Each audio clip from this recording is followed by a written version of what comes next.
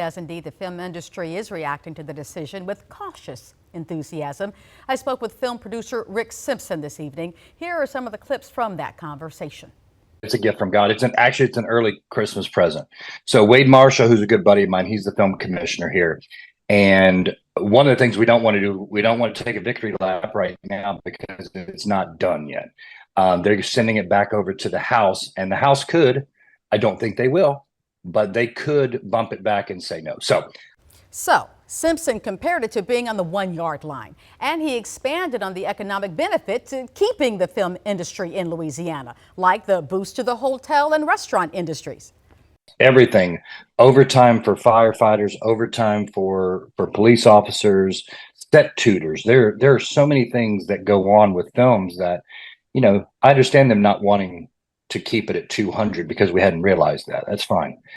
Simpson also says to keep writing your state representative to let them know what you want for the film industry.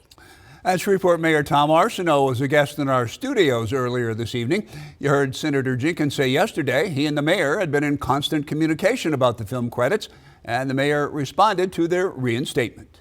Certainly encouraged by the vote of the Senate Revenue and Fiscal Affairs Committee. That is a very encouraging sign for us. Now, one of the other key bills in this tax session is HB 9. This is the bill that was supposed to add a list of 41 services that had never before been taxed, but looks like neither chamber had an appetite for doing that, or it did look like that.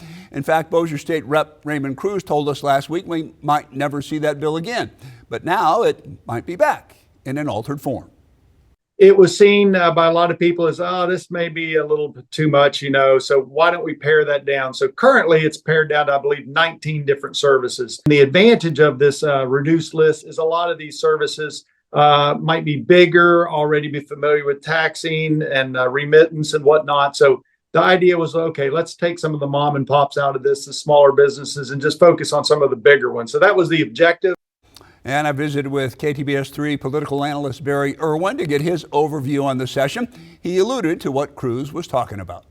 They've had to do some things to try and satisfy lawmakers who are worried about the way that you pay for lowering that income tax. You pay for lowering the income tax by raising the sales tax in some ways and broadening the areas that you tax.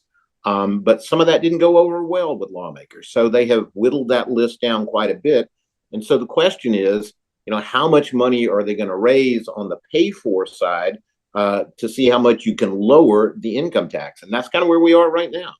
The special session continues tomorrow. It must end by next Monday.